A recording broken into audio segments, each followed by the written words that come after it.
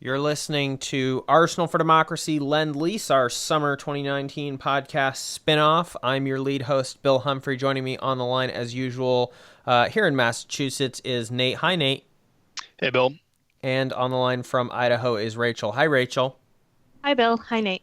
It's one of the things that we've talked about in the show in the past, and certainly I talk a lot about in real life, is the housing crisis, which is something that a lot of folks in a lot of parts of the United States will be familiar with, but is not a phenomenon limited to the United States. It is something that is affecting a lot of areas of both the developed world and the developing world, as we'll talk about. We're going to talk about some various case studies going on of policy solutions and so forth in places like Europe and India, and and then compare back at a number of points to the situation in the United States. Rachel, why don't you start us off with Helsinki and their effort to deal with homelessness, and then I know Nate had a comparison article about the U.S.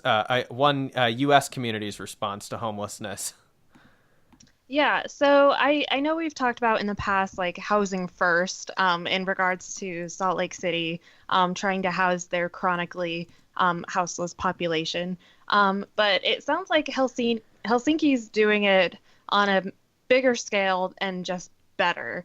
Um, and I think a part of that is due to how much of the housing stock is owned by the public sector versus in the US.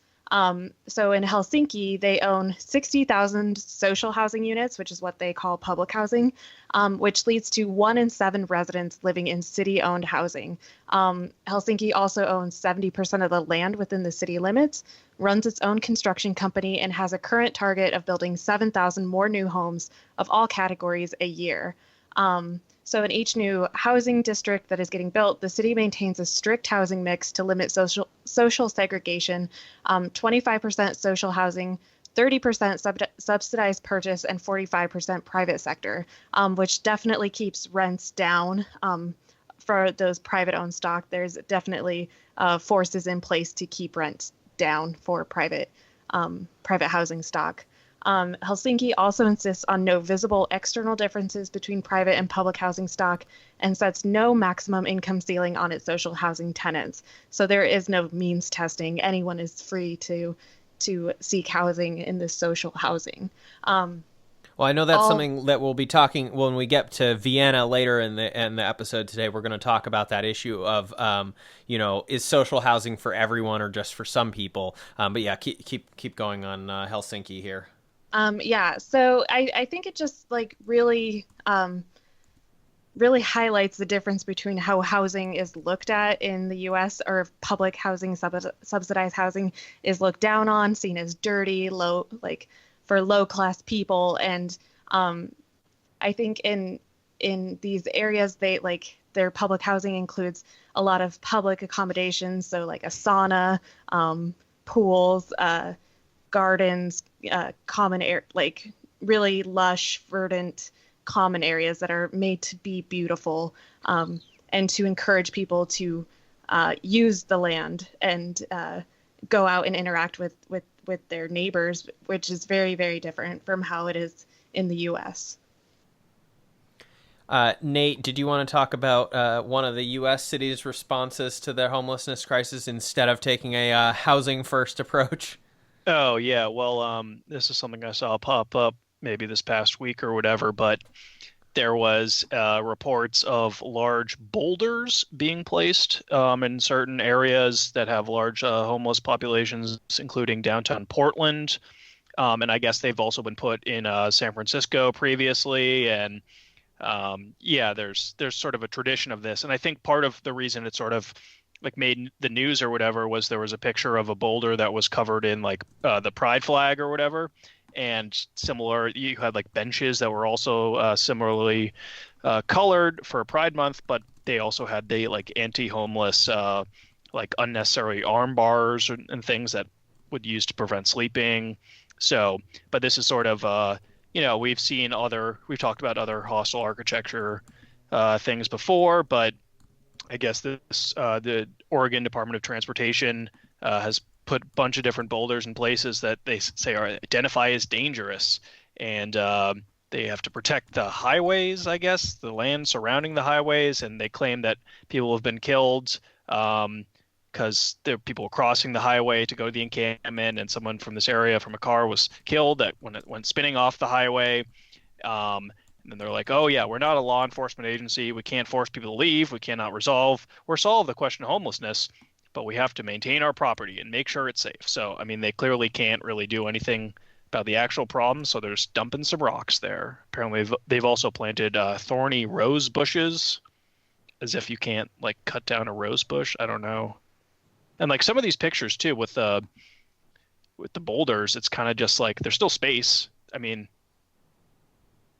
you can still like pitch a tent theoretically, or just lie down next to a boulder. I don't know. It just kind of seems bizarre. Like I've seen it be more effective. Like the Pride boulder or whatever was in like a like alcove or somewhere where someone might try to sleep, and it definitely would have restricted their ability to do so. But I mean, we've seen a lot of these different types of spikes or other sorts of weird like benches that you can't really sit on for too long because can't be homeless. Got to keep moving. Rachel, do you want to talk about Vienna now? Yeah, I recently heard on another podcast about how city planning affects how people live and all aspects of life, and they mentioned Vienna. It's kind of a or a social housing paradise, and that's because of like how their history shaped their present. Social housing in Vienna has been widespread since the 1920s, when the post-war municipality led by the Social Democrats began building high-density estates all over the city, typically 6 to 8-story apartment blocks within communal green spaces, which is amazing. Like they had the foresight to start with this building 100 years ago, which is awesome. And definitely very, very different from how city planning seems to go in my neck of the woods, where there doesn't really seem to be any city planning. It's very unplanned. And in Vienna, anyone earning up to $53,225 a year after taxes is eligible to apply for a subsidized apartment in Vienna, in a country where the median gross annual income is about $31,500. So they are opening it up to people making about twice the median gross annual income, which is amazing. Like, there was an article about rich people choosing to live in social housing just because it's so lush and so beautiful to live there. I think like a footballer lived there, like actors and actresses, the daughter of a union head, top politicians. They all chose to live in social housing just because it has like outdoor and indoor swimming pools, walnut trees, tennis courts, a fitness and youth club, spas. So in one community called Alt Erla, the project slogan was "Living like the rich," and that absolutely is a reality there. And so that improves the quality of life for everybody. Vienna frequently ranks among the cities with the highest quality of life, and much of that is attributed to this social housing and the fact that people of different classes live side by side, so there isn't that social stratification that can happen and like ghettoization that happens. So it's pretty impressive what they've done in Vienna. I saw something like in that article there, Rachel, that you mentioned, like people on the elevator, they're all like, oh yeah, we love to talk to each other, even if we don't know each other. Like it has a very sort of communal feel, and like the sort of class differences are, even though people know they exist, like because there are footballers or whatever that live there that make millions, but it's not really, it's sort of very egalitarian or like communal. Yeah, and in even more impressive than Helsinki, 62% of Vienna citizens currently live in social housing. Rents are regulated and tenants' rights are strongly protected. And then in this HuffPo article, they contrast that with America, where less than 1% of the United States population lives in public housing, which is limited to low-income families, the elderly, and people with disabilities, which definitely does create that social segregation. Like, we are pushing these people to the margins of society and putting them in low-quality housing that has like stark differences with private housing. But in the HuffPo article, they did kind of point to some fears of the right-wing government in Austria. There is some like anti-refugee, anti-immigrant rhetoric talking about how refugees and immigrants are benefiting from government assistance and kind of creating that like rift between people.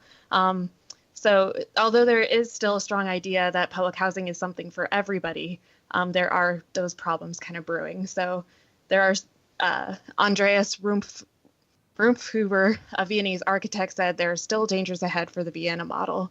So we need to really be vigilant as left-wing people and kind of be on the lookout for right-wing populists trying to create these risks against immigrants. Yeah, we did see the the vice chancellor or the leader of the far right Freedom Party recently had to step down because of the whole like the Venga Boys scandal, Yes. the going to Ibiza. Like, that was bizarre, but it was So that's the political party was in coalition with the quote unquote center right ruling party, which is not particularly centrist either. But this far right party that was founded by Austrian Nazis after World War II. Their leader, as Nate said, the I think vice chancellor or some high level position like that, was on tape in Ibiza, basically getting offered various sort of foreign interference and and bribes and things like that. And at one point, he says like on tape, like something about this. This sounds like kind of suspicious, like, maybe this is a setup, like a sting operation or something. And then he just sort of plows ahead anyway and incriminates himself. So, yeah. And then, as Nate's alluded to, the band, was it Venga Boys, which had a song "We're Going to Ibiza" that shot to the top of the charts as a result of this scandal in Ibiza, and they're anti-fascists themselves, so they were more than happy to get in on this action. Yeah. Oh, go ahead. Well, I was just gonna say, in general, like the building looks nice. It sort of appeals to your like slightly brutalist sensibilities, even though it's not really like concrete or anything like that, but it sort of has that interesting sort of scale. And I mean, in general, Vienna is a really nice city, and like having walked around there, I don't think I went past the particular building, but like just that style is, in general, a pretty like attractive. And I mean, just like when you compare like what public housing looks like, and they were showing it like in one of the articles, like, oh yeah, this is what public housing looks like in Brooklyn. It looks very different in Vienna. So. And as Rachel said, a lot of this is dominated very heavily by this interwar period, that the past is so influential on this current policy. I mean, that's obviously true everywhere, right? You compare a city like Helsinki having its own construction company and, owning most of the land through the city government to an American city. The idea of trying to implement that now without having some sort of a huge revolution first it seems unlikely just because of the historical background, and it's hard to imagine what, if things had gone differently in the immediate aftermath of World War I, how things would be different in Vienna, because at the time, Austria was so greatly reduced all of a sudden. It had been the head of this huge Austro-Hungarian empire that extended, into Bohemia, which is now the Czech Republic, and into parts of German areas and Italian areas and a lot of former Yugoslavian territories and so forth. And all of a sudden, after the war, it's almost all gone. It just evaporated away as part of these various Allied treaty impositions. And the Social Democrats, there were socialists and social democrats and communists all over Europe that were trying to take power and control of various cities, in places like Berlin having various uprisings and attempts in Hungary to have a revolution. And the sort of more moderate social democrats, but still fairly radical for the time, realized that, which remains true to this day, that in this extremely reduced Austria, that was this tiny land area relative to its former empire, that Vienna was, probably half the country, or, I forget, I've looked this up before, for research at my last job. So unfortunately, I just remembered this now as I was talking. I don't have the statistics in front of me, but at the time, there are various news articles that I've read, that around 1918 to 1920 thereabouts, talking about how, a huge percentage of the population of this newly reduced country lived in Vienna at the time, and most of the economic activity was in Vienna, and that remains true to this day. This is, it's overwhelmingly dominant in the country compared to a lot of these other countries, especially compared to Germany, which, was this extremely decentralized collection of states and principalities that merged together eventually to form an empire. But even to this day, Berlin, as we'll talk about in just a minute, is so small compared to the whole economy, whereas in Austria, the Social Democrats, in this base of power, which was, limited pretty much to Vienna itself and was not Vienna. This red Vienna area, they realized that's our power base, and we can have a huge impact on the country and the lives of a lot of people, even if we don't have support in the general countryside. And they were able to make these huge transformations. And nationally, you often had a conservative government in this period. Of course, ultimately, there was a fascist coup leading to the, annexation by Nazi Germany. But for a while, you had this sort of delicate balance where you had conservatives running most of the country, but the Vienna itself firmly in control of these social democrats who enacted these sweeping policies. Just wanted to build off of that. The whole Karl Marx Hof public housing was built in this period and was actually apparently bombarded by the Austro-fascist paramilitary during the Civil War with artillery. So, and it was just like random dwellers in there. So, I mean, this definitely all plays into what you're talking about here. Yeah, and so as I said, we're going to talk next about Germany, but then we are going to actually circle back to this issue of the interwar housing policy, because it's something we've talked about on the show before, that also, has an American dimension to this. But let's talk now about Germany. There was, this is a pretty brief story here, but you have another situation, again, as I said, a much smaller sort of capital relative to the whole country of Germany than, Vienna's relative strength in Austria. But the left wing or left-ish government in Berlin decided to enact pretty stringent rent controls above and beyond the existing rent controls in Berlin. Now, of course, to put this into context, as the BBC article that I was reading noted, Berlin's housing market, while getting increasingly expensive, is not even the most expensive city to live in Germany. It's a lot more expensive to live in Munich, for example. But also, I was looking at the numbers, and it's sort of laughable when you're someone who's in one of the American cities that's major cities that's experiencing a huge crunch. They were talking about, fully furnished apartments being rented for a total of $1,200 a month. And I was just talking to someone yesterday, one of my friends, insane. Who we were saying live in Berlin at that price. Yeah, that in something like Boston, or and I'm sure this is true elsewhere, right? You're lucky if you and a bunch of roommates can each chip in, that amount of money per month to be able to, find an apartment.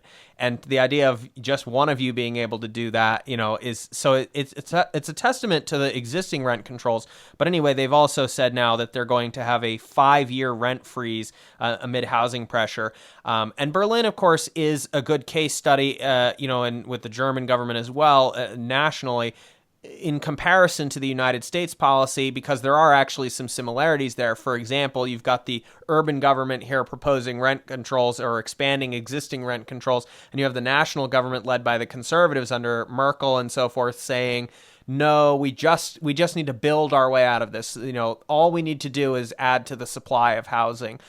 Which I'm not going to get too far into that today because that's a little bit more complicated and probably requires its own episode. But this is a pretty frequent debate now in U.S. policy circles on housing, which is the question of, well, do you just build your way out of it with market rate housing, or do you need to take these steps like Austria or like Finland to build specifically social housing, which, as Rachel said earlier, is a very, very small percentage, almost infinitesimal, of the total U.S. housing stock, and so there's this, balancing act that, or debate that's going on, and this is something that we're also seeing play out in Germany, right? This interventionist controls versus the national government's approach, saying that, that. So, the next country I wanted to talk about, also in Europe, before we get over to India, is the situation in Barcelona, in Catalonia, in Spain.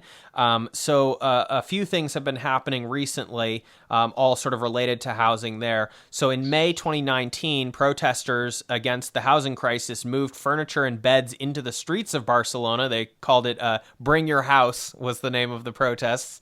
So they mobilized into the streets to demand, quote, the immediate expropriation of all houses owned by banks and real estate funds, the 50% reduction of rental prices, and a stop to all evictions in the city, which I don't know the exact numbers on Barcelona, but, with Germany and Berlin specifically, one of the reasons that this is coming to a head in Berlin is because the rents have been rapidly rising, year over year, but also over the past decade in Berlin, the rents had doubled. And so I would imagine it's a similar situation in Barcelona as well, if they're saying that it's not just good enough to do rent freezes and so forth, or rent control. We also need a 50% reduction of the rental prices. And they have a fairly sympathetic government in city government in Barcelona right now. Although the mayor recently struggled in the local elections, and it was not, a sweeping victory for re-election for her. She was eventually reelected through a city council coalition government by sort of, the socialists and her own party, which is to the left of the socialists. This is an emergent party. She was a former housing activist. I'm probably not saying this right. Ada Colau. Something along those lines. She was elected in May 2015, and basically was at the head of this movement, Barcelona en Comú, which is basically, I think, Barcelona in common or something along those lines. And the central vision of her original election campaign was to, quote, develop the city as a commons. And an article in Common Dreams elaborates that this meant that Barcelona should be a place for people, not a profit center for speculators and extractive corporations. In office, the mayor halted new hotels, stopped thousands of foreclosures, supported worker-owned cooperatives, and formed the state's largest publicly owned utility. They also encouraged the development of a free, net neutral, I assume, cooperatively owned broadband network that offered low-price Wi-Fi and a prize-winning alternative to the telecom giants.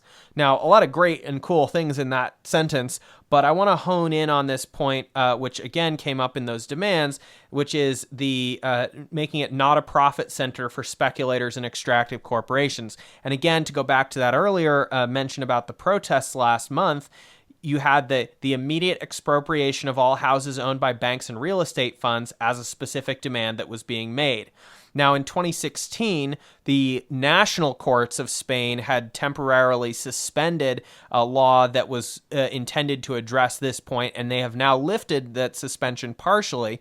So very slowly, the Barcelona government is trying this out now.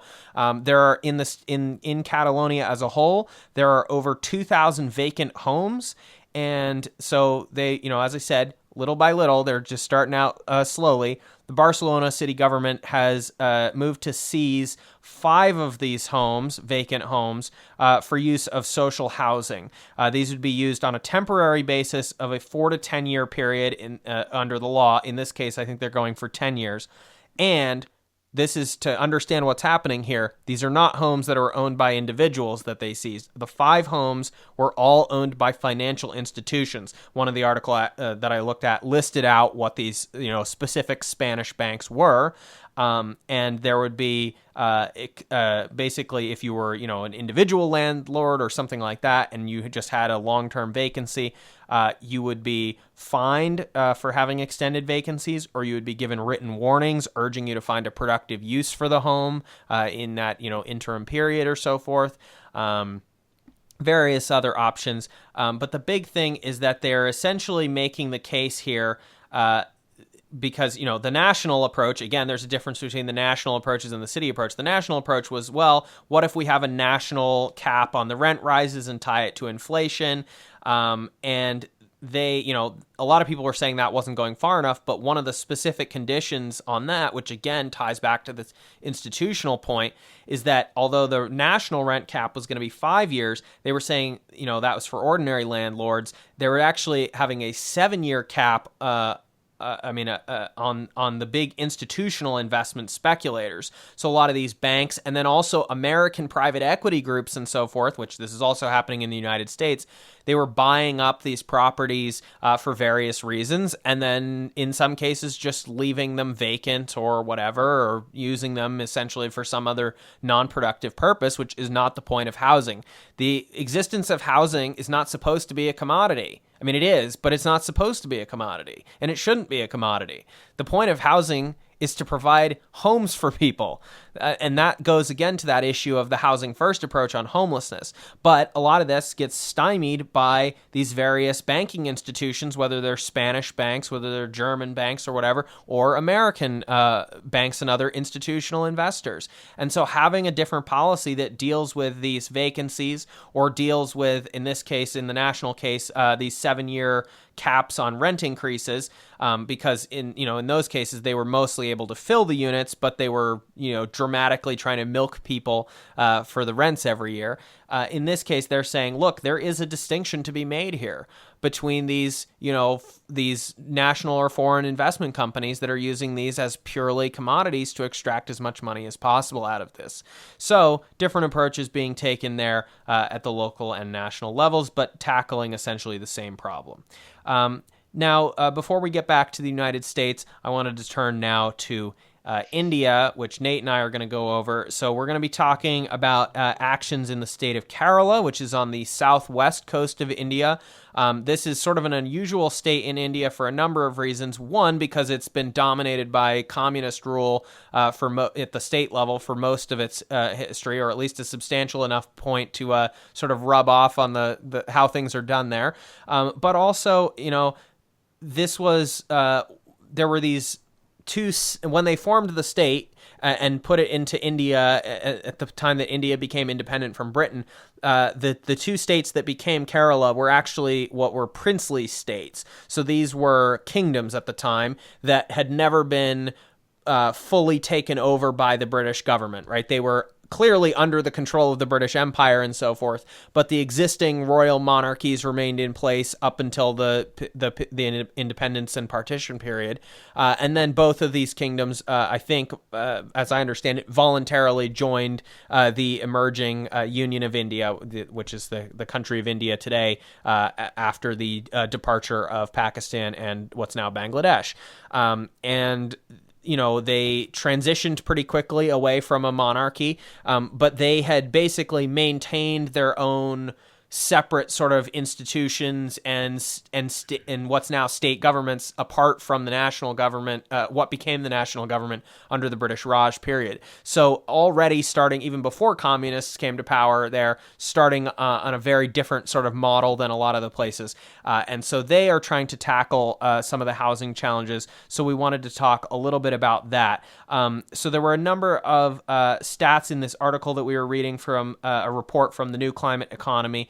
Nate, did you want to go over sort of what the kind of objectives here were of what they were trying to accomplish with their sort of housing projects?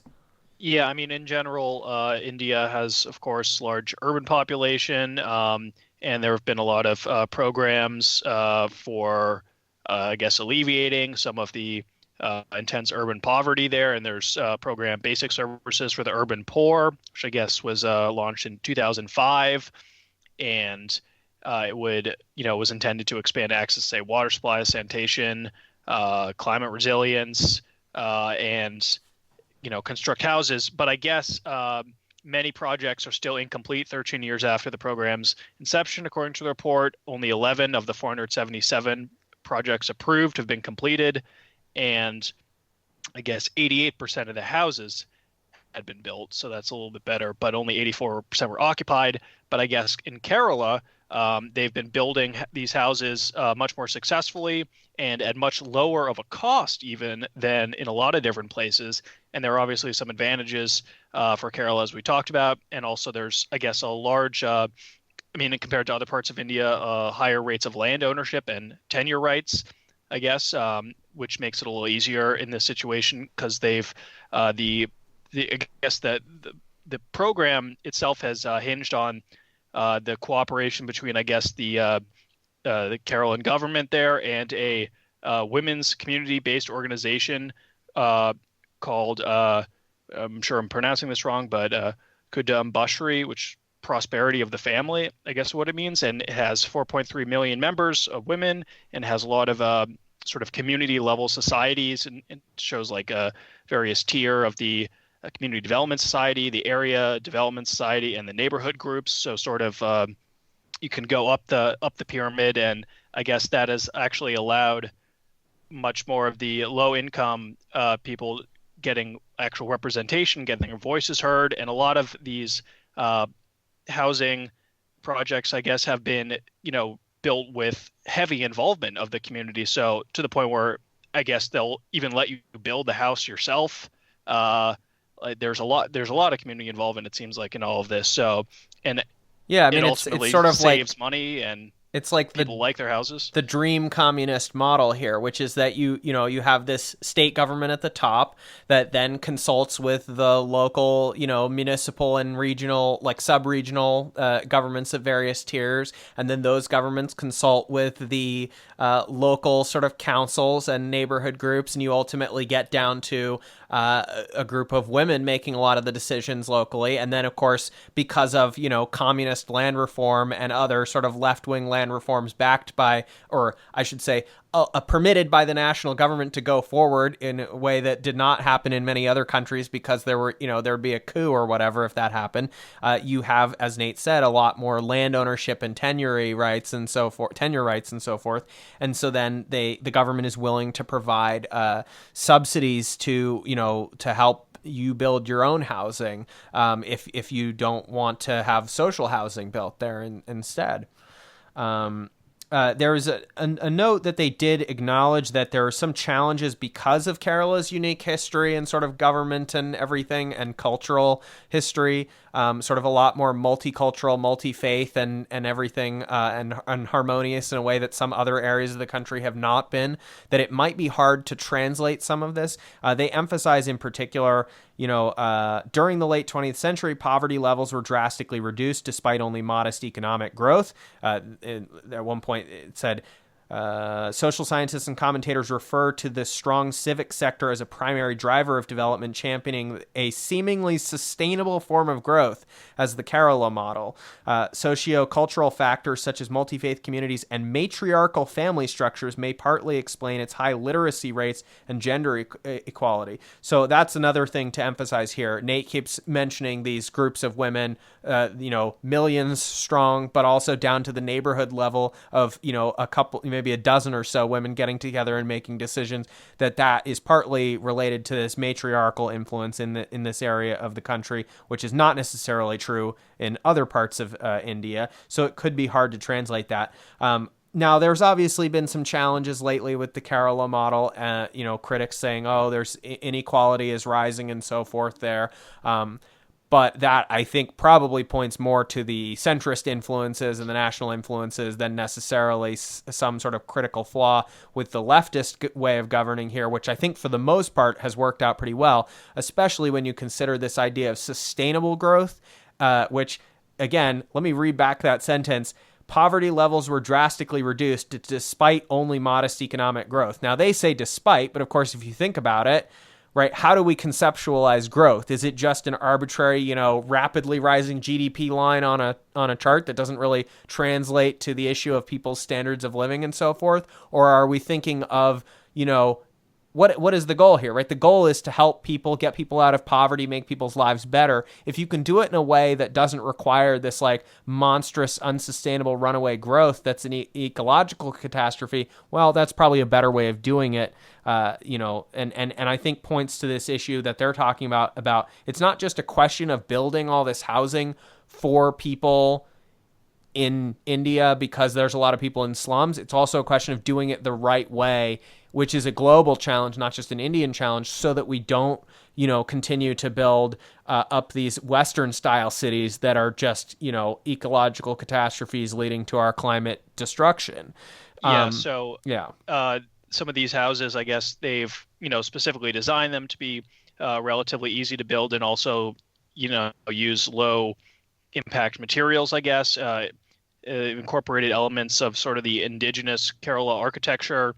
So that's using bricks instead of concrete, using jali walls, which are, I guess, you have sort of alternating gaps that allow for ventilation, and, just smaller windows in general that, don't let in as much of the energy or don't need metal grating.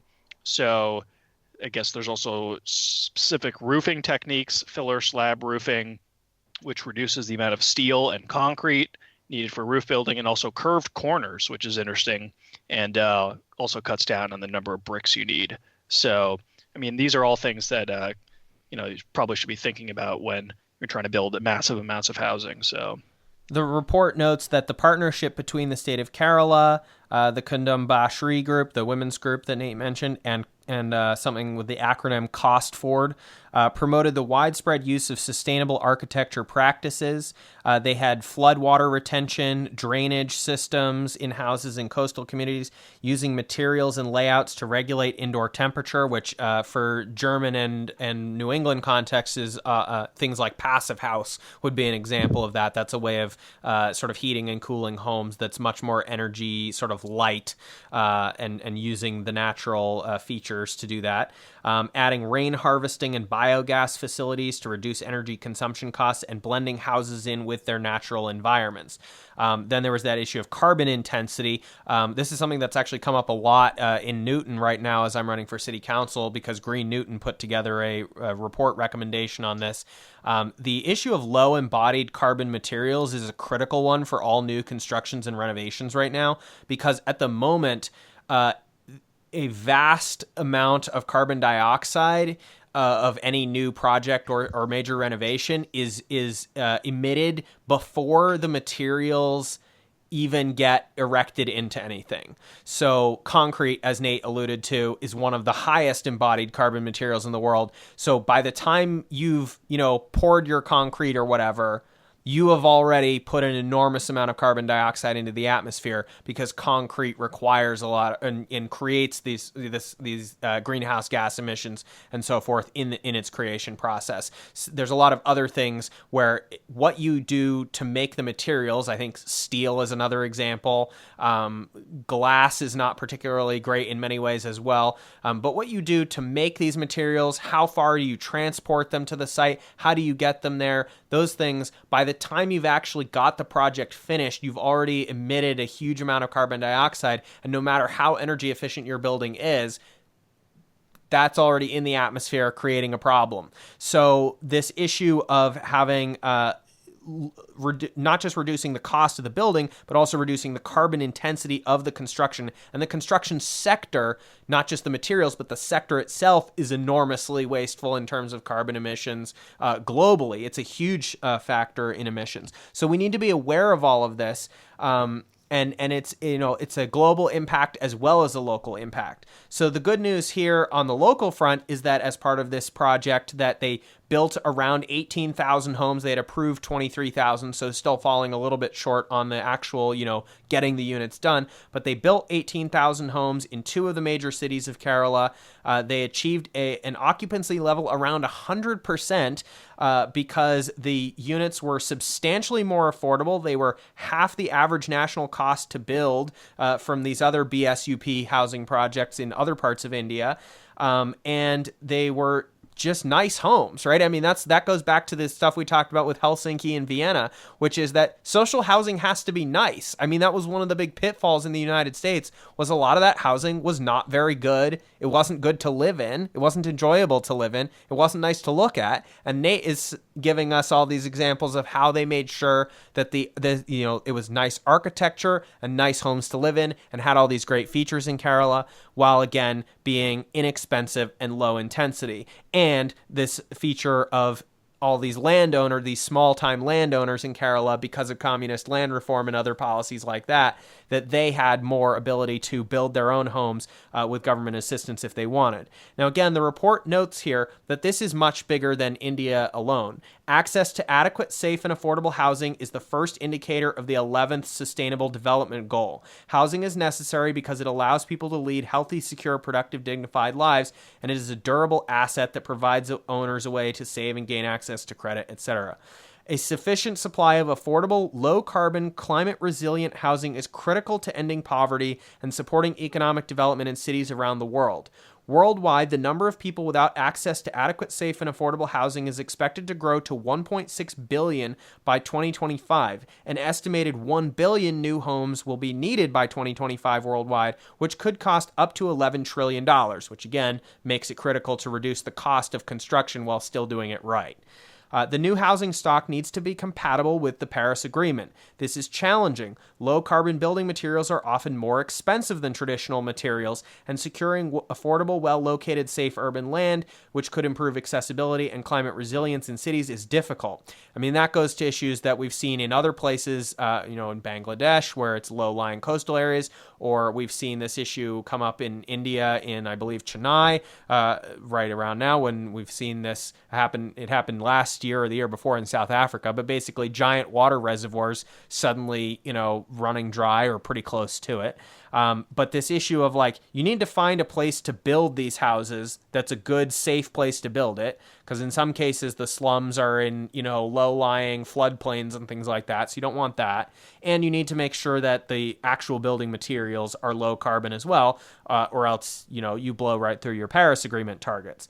Given India's rapid urban population growth, 110 million new units of housing will need to be constructed by 2022. So I will note that 110 million is a pretty big number, and these BSUP targets are nowhere near being met for the most part. And even in Kerala, where we have a relatively successful example, again, we're really talking about less than 20,000 units in this case study, and that's nowhere near what we need in terms of 110 million. But anyway, about 90% of them will be required in urban areas. In the absence of sufficient formal housing provision by either markets or the state, informal settlements, meaning slums, have grown rapidly. Conservative estimates suggest that at least 99 million people, about a quarter of India's urban population, live in these informal settlements, which lack risk-reducing infrastructure such as drains and sewers. So disease, etc., we know that breaks out there. So anyway, that's the situation from Kerala. And the final thing that I wanted to talk about today is just very briefly going to Massachusetts, where Nate and I are, and State Representative Mike Connolly. He is a state representative for part of Cambridge and Somerville, and he's part of Boston DSA, Democratic Socialists of America, and he's formerly with Occupy Boston. He introduced the Housing for All legislative package, which was 6 items, which are as follows: an act enabling local options for tenant protections, which is various protections aimed at helping tenants that were not part of the Republican governor's housing package, which is why Connolly helped block, which I agree with, block the governor's housing package in the last term. An act requiring zoning for multifamily housing near transit. An act facilitating local approval of inclusionary zoning, which inclusionary zoning goes to the Helsinki stats that Rachel was talking about, which is this idea that if you have a mix of housing and areas of housing, you need to have certain percentages that are geared towards certain income levels. So, with the Helsinki example, talking about 25% has to be social housing, 30% has to be subsidized purchase housing, etc. So, for example, it varies a lot in Massachusetts what that percentage is. In Newton, they're currently reforming it, but the current one is 15% has to be housing that is either priced if it's mortgage based or rent capped, etc. Basically aimed at the 50 to 80% of area median income for the Boston region. And I don't want to get into all the numbers of what that specifically translates to, but let's say like if you're at 50% for a family of 4, you're going to be paying like around $1,300 a month for an apartment, and that would be 30% of your income, so that you're not cost burdened. And that's a bigger issue here, which I didn't really mention with all the Berlin stuff. But basically, the cost burdening issue is a huge one all across the EU, especially. Which is that, if you're spending more than 30% or more than a third or whatever of your income, then you're considered to be cost burdened by housing, which in a country like Germany is only 20%, although that's still a pretty significant population. In a country like Greece, that's 83%. But anyway, we've got a lot of folks in Massachusetts that are cost burdened. They're paying more than 30% of their income toward housing costs. And so that's part of what the inclusionary zoning idea is there. And that includes, like, if you have an apartment project of, let's say, 1,000 units of apartments or something, let's say 15% of those would have to be in that lower income range, et cetera.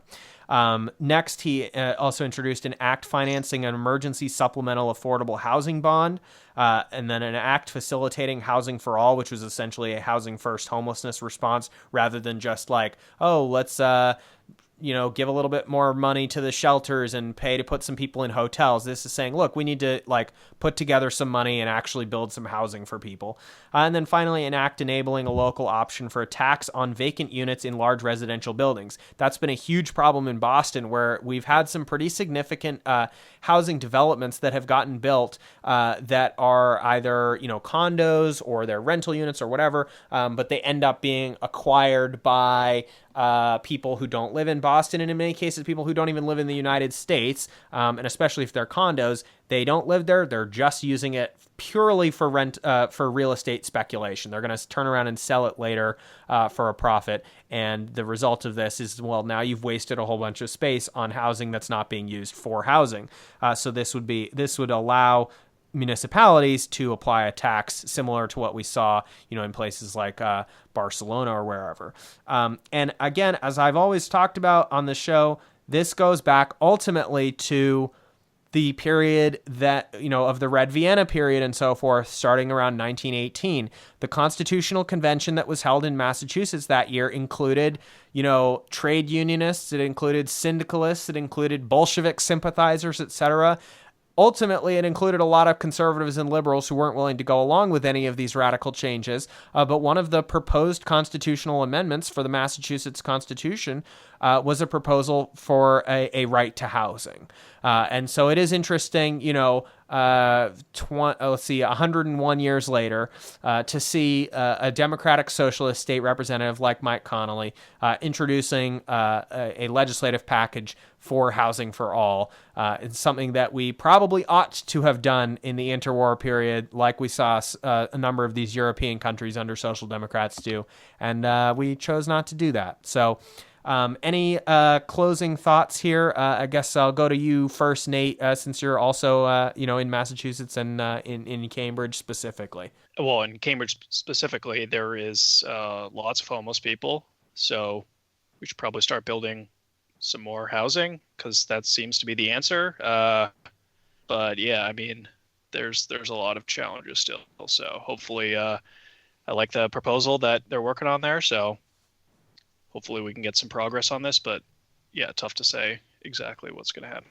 And I am very frustrated with some of the I'm activist on these affordable housing issues, but there are also some activists that do not see eye to eye with folks like me or with folks like Representative Connolly on this issue, that you can't just go and put through the governor's proposals without any of the protections for other people, right? Whether it's tenant protections or homeless people protections or whatever. it all needs to go through together. You cannot do this piecemeal, because if you do, you will not have the coalition to get the rest of the pieces in place, because some people will have already gotten everything that they wanted, so they have no incentive to go along with, coming back later to fix this stuff. And so I just wanted to, make that note. Rachel, your concluding thoughts on either this or any of the other stuff that we talked about today? I really like the part that is talking about the inclusionary zoning in your act and in the bill that your Rep Connolly put forward. As of now, I don't believe Boise has any of those requirements, and as a result, all our new rental stock and housing stock to purchase is easily in like the $400,000, $600,000 range for houses, and then I think the rents are all like $1,200 to $1,500 plus rents per month for these like fancy studio apartments or whatever. And so there's nobody building affordable housing in Boise right now, and it's like freaking ridiculous. The market is very, very unstable in Boise, and I can only see it getting worse until the bubble bursts again, which it looks like it may do sooner rather than later. So it's something that we really need to be proactive about, but Boise so far hasn't really done anything about it. And as usual, we'll have to make the disclaimer here that for our listeners who do not live in states like Idaho, those are big numbers for Idaho. They are not big numbers for the rest of us, but you'll have to take her word for it that those are expensive numbers for Idaho, as opposed to being ridiculously low for a place like Massachusetts. Yeah. Right. I think the median income in Idaho is like 27,000 or something like that, I want to say. So yeah, we're pretty close to the national median. So those rents and mortgage payments are actually quite insane. All right. Well, I want to thank both of you, not just for being here, but also for doing a tremendous amount of research with me this week for this episode, which I think turned out great, and I hope people learn from it. As always, I want to emphasize that if you go to the arsenalfordemocracy.com website, we always put up a PDF that has the huge list of links that we've gone over in the week as our sources for things, and often we leave in the notes that we've taken from specific articles, so you can quickly figure out, which article we were talking about, or so forth, if you want to share this with other folks. So head over to arsenalfordemocracy.com if you want to catch up on the links. Nate, thanks for being on this week again. Thanks, Bill. And Rachel, thank you as well. Thanks, Bill. Always a pleasure.